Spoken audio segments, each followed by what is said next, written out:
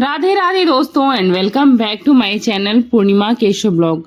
मार्गशीर्ष माह में आने वाली महालक्ष्मी व्रत अत्यंत पवित्र और शुभ माना जाता है। यह व्रत विशेष रूप से देवी लक्ष्मी की कृपा प्राप्त करने के लिए ही किया जाता है। मार्गशीर्ष मास में शुक्रवार के दिन इस व्रत को करने से घर में सुख और समृद्धि, धन धान्य और शांति बनी रहती है। भक्तगण इस दिन व्रत रखकर माता लक्ष्मी की पूजा, कथा श्रवण और आरती करते हैं ताकि जीवन में धन और सौभाग्य की प्राप्ति हो सके, वृद्धि हो सके।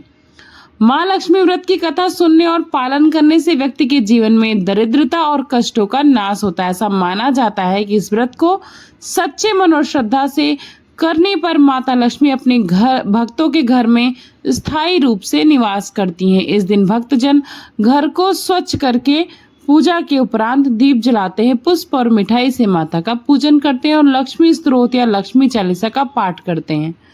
तो चलिए हम आप सभी को आज के इस वीडियो में मार्गशीर्ष महालक्ष्मी की वो व्रत कथा सुनाने वाले हैं जिसको सुनने के बाद आप सभी का कल्याण होगा।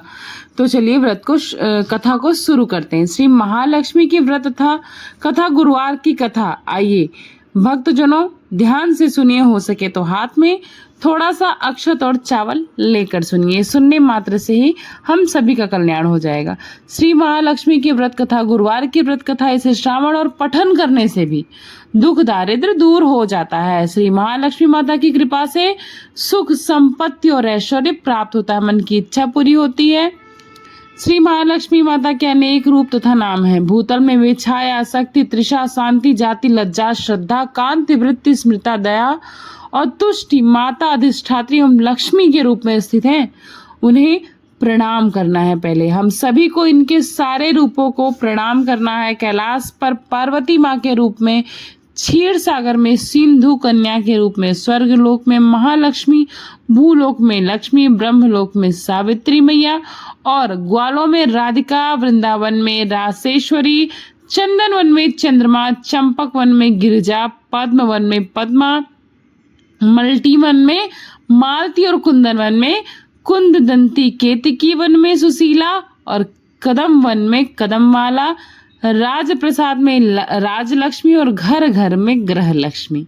इन सभी रूपों के नामों से ये जानी जाती हैं। तो इसकी कथा इस प्रकार है कि एक गांव में एक गरीब ब्राह्मण रहता था। वह नियमित रूप से जगत के पालनहार भगवान विष्णु की आराधना किया करता था। उसकी भक्ति पूजा से प्रसन्न होकर उसे भगवान विष्णु जी ने दर्शन दे दिए और ब्राह्मण से वर मांगने के लिए कहा। तब ब्राह्मण ने लक्ष्मी जी का निवास अपने घर में होने की इच्छा भगवान विष्णु के सामने जाहिर की। तब विष्णु जी ने लक्ष्मी जी की प्राप्ति का उन्हें एक मार्ग बताया। उन्होंने बताया कि मंदिर के सामने एक स्त्री आती है जो वहां पर आकर उपले थापती है। तुम उसे अपने घर में आने का आमंत्रण देना, वही देवी लक्ष्मी है। यदि वे तुम्हारे घर में आएंगी तो तुम्हारा अवश्य कल्याण होगा। विष्णु जी ने ब्राह्मण से कहा, जब धन की देवी माँ लक्ष्मी तुम्हारे घर में पधारेंगी तो तुम्हारा धन और धान्य पूरा घर में भर जाएगा, घर में सौभाग्य की वृद्धि होगी। यह कहकर विष्णु जी चले गए, अंतर ध्यान हो गए। अगले दिन सुबह वह मंदिर के सामने जाकर बैठा। लक्ष्मी जी उपले थापने के लिए एक स्त्री के वेश में वहां पर आई। तब ब्राह्मण ने उन्हें अपने घर पे आने का निवेदन किया। ब्राह्मण की बात सुनकर लक्ष्मी जी समझ गई कि यह सब जो उपाय है विष्णु जी के द्वारा ही सुझाया हुआ है। लक्ष्मी जी ने ब्राह्मण से कहा कि मैं तो तुम्हारे घर चलूंगी, लेकिन इसके लिए तुम्हें पहले महालक्ष्मी जी का व्रत करना होगा। 16 दिनों तक व्रत करने और 16 दिन रात्रि को चंद्रमा को अर्घ देने से तुम्हारा मनोरथ पूरा होगा। ब्राह्मण ने देवी के कहे अनुसार व्रत और पूजन किया। देवी को उत्तर दिशा की ओर मुंह करके पुकारा। इसके बाद देवी लक्ष्मी ने अपना वचन पूरा किया। मान्यता है कि इसी दिन से इस व्रत की परंपरा की शुरुआत हुई। और अब हम सबसे बड़ा प्रश्न है कि हमें पूजा कैसे करनी। तो चलिए मैं आप सभी को पूजा विधि भी बता देती हूँ। यह व्रत पूजा करने से माता लक्ष्मी प्रसन्न होती तथा सुख, शांति और धन संपत्ति की प्राप्ति होती है। व्रत करने वाले स्त्री एवं पुरुष दोनों में का मन स्वस्थ और आनंदमय होना चाहिए। इस व्रत को किसी भी महीने के प्रथम गुरुवार यानी बृहस्पतिवार से शुरू कर सकते हैं। विधि नियम अनुसार हर गुरुवार को महालक्ष्मी का व्रत करें। श्री महालक्ष्मी व्रत कथा को पढ़ें। लगातार 8 गुरुवार को व्रत पालन करने पर अंतिम गुरुवार को समापन करें।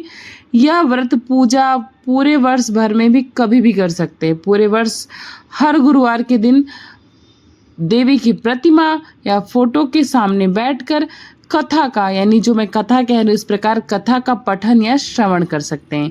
शेष गुरुवार के दिन 8 सुहागनों या कुंवारी कन्याओं को आमंत्रित करके उनके समक्ष यानी पीढ़ा रखकर आसन पर बिठाकर उन्हें एक प्रति यानी एक पुस्तक दान करें। केवल नारी ही नहीं अपितु पुरुष भी यह पूजा कर सकते हैं। वे सुहागन या कुमारिका को आमंत्रित करके उनके हाथ में हल्दी कुमकुम प्रदान करें तथा व्रत की कथा की एक प्रति देकर उन्हें प्रणाम करें।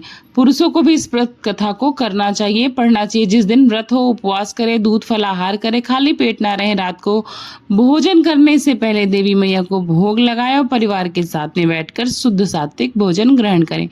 पद्म पुराण में यह व्रत गृहस्थ जनों के लिए बताया गया है। यह पूजा को पति पत्नी मिलकर अगर कर सकते हैं तो अति उत्तम। अगर किसी कारण पूजा में बाधा आए तो औरों से भी पूजा करवा लेनी चाहिए जो हमारा खास होता है।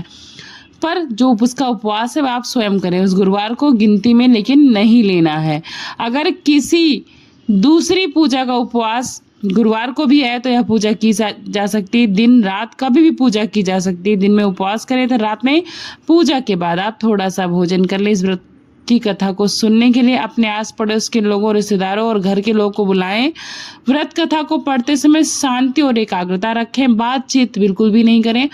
अब मार्गशीर्ष यानी अगहन के पहले गुरुवार को अगर व्रत उठा पा रहे हैं तो अति उत्तम है, नहीं तो आप किसी भी गुरुवार से व्रत उठा लीजिए। अंतिम गुरुवार को उसका समापन जब करिए। अगर माह में 5 गुरुवार आए तो 5 गुरुवार को उस दिन अमावस्या या पूर्णिमा हो तो भी पूजा आप कर सकते हैं।